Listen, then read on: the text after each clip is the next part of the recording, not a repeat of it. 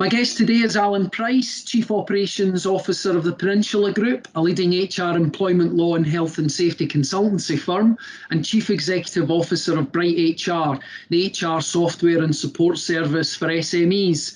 Hi there, Alan, how are you? Good, thanks, Mark. Good, good. Perhaps we could begin with you explaining the types of clients your organisation supports, please, Alan, and I guess give people watching an idea of the scale of the business support that you provide.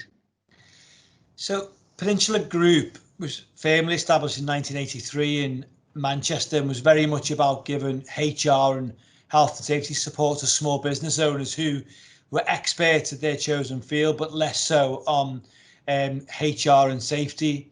And I think in the 80s, there was a lot of change with the trade union movements and labour relations. It was a great opportunity for Peninsula to go out to small businesses and give them the type of advice you would normally go to a high street solicitor before Peninsula was established. And I think the key opportunity or selling point is employment law, HR advice at a fixed price for a fixed term.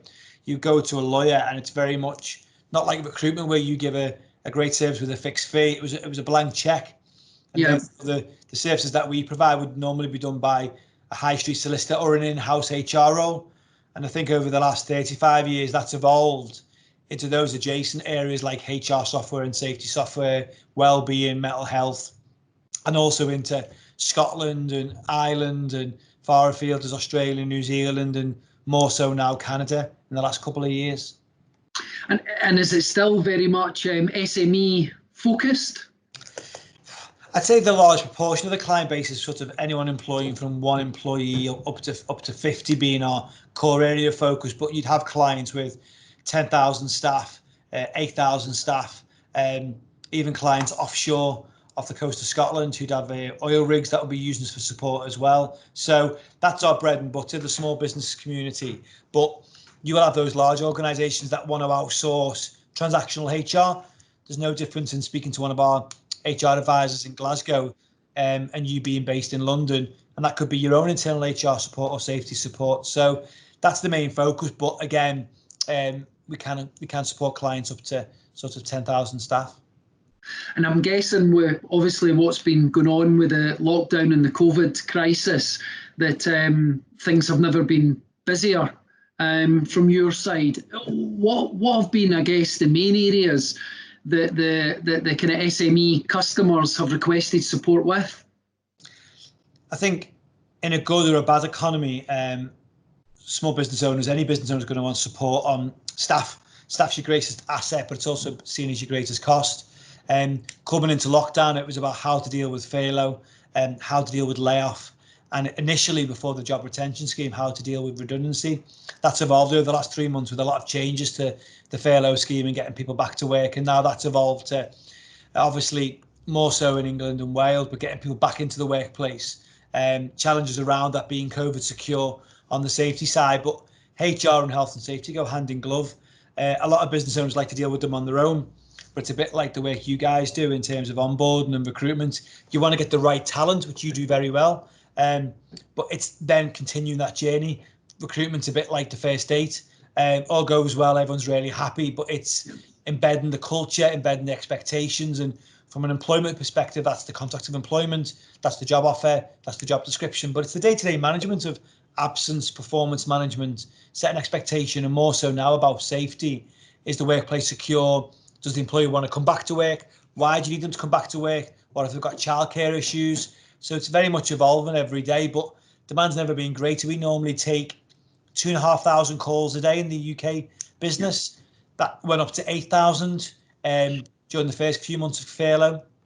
And now it's steady at about 3,000. So it's still 20-30% up. But we're lucky that we have a large HR community of 500 HR and legal professionals. Before furlough, they'd be out doing face-to-face visits across Scotland, England and Wales, and now they're home-based doing telephony support. Same with the advocates and the lawyers, advocates in Scotland and the employment law consultants and solicitors in England and Wales. They're not doing a lot of tribunal work. And where they are doing work, it's all done digitally, so there's no travel. So there's an added benefit of time saving, which is then spent on supporting the legal and HR helplines.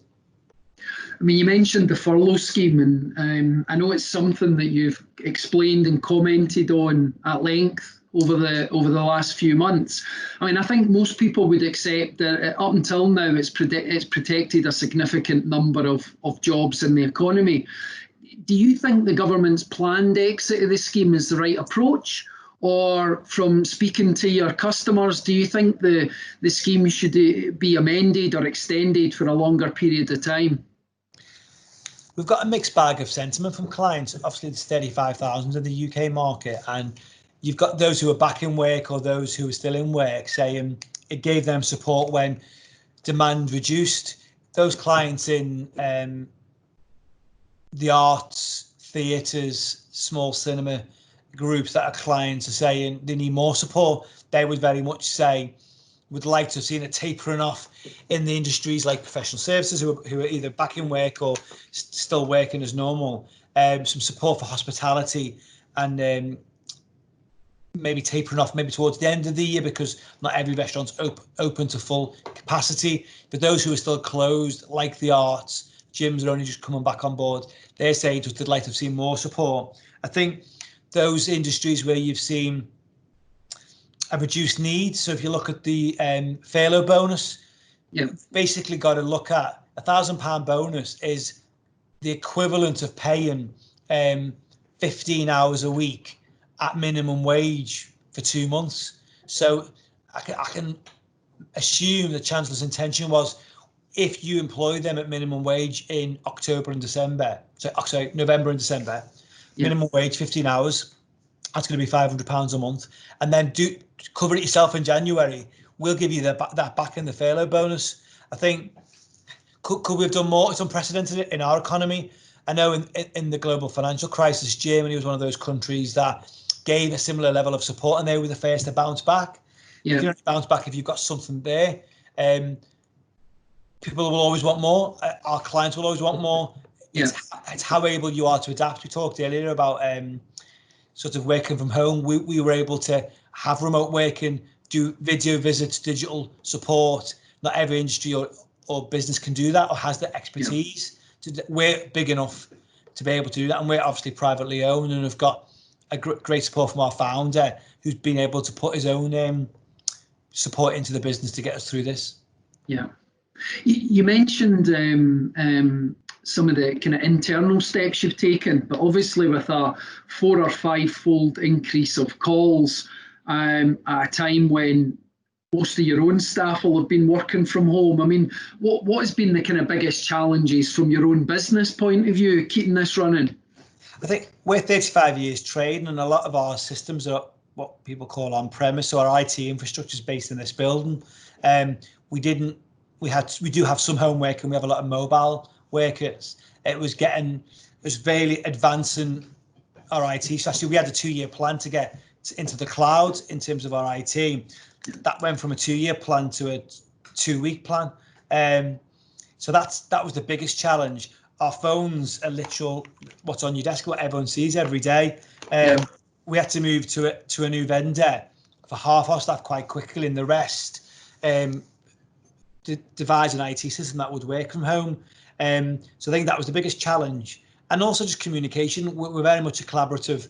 We're lucky that in Glasgow, Manchester and London and Hinckley, which are big 4 hubs, we've got hundreds of people in Glasgow that can talk to each other just off Vincent Street. So it's quite easy for them to walk a floor and have a chat.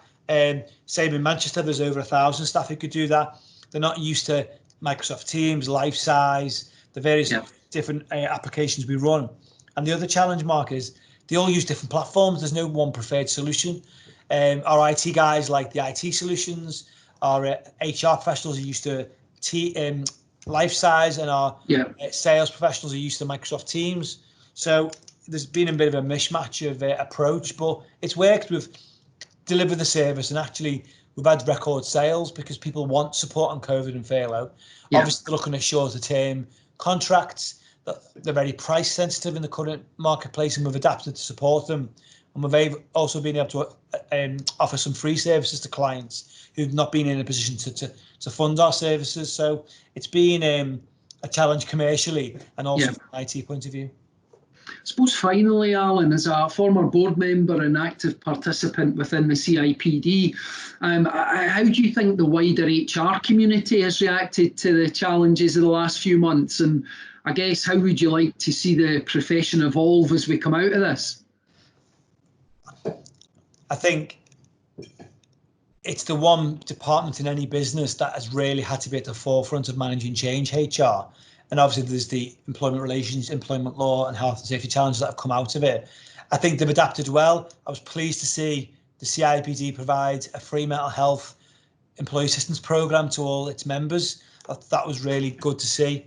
I think they've had COVID to deal with, they've had diversity and inclusion issues to deal with. Again, there's been a lot of free content coming out from the CIPD there. I've never seen, I'm not on the board anymore, just to understand the inner workings, but I was pleased to see from Peter Cheese and David D'Souza, the membership director, a lot of free aids to clients. Again, I've seen a lot of free content from HR Inform, which is a premium platform the CIPD produce across England, Scotland and Wales, but a lot of that content's being made available free. So I think that's been really good.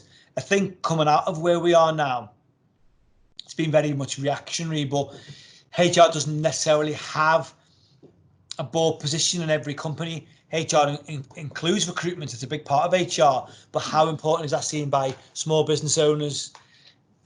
I'm not sure it is. They see it as a transactional function rather than as a board level function.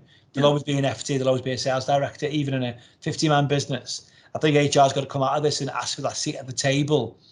And just because you can outsource some elements of your HR, there still needs to be someone at business owner level or director level that has got an accountability and understanding of what it is and what it does. Great. Alan, thanks very much for your time today. I really appreciate it. Thanks, man. Thank you.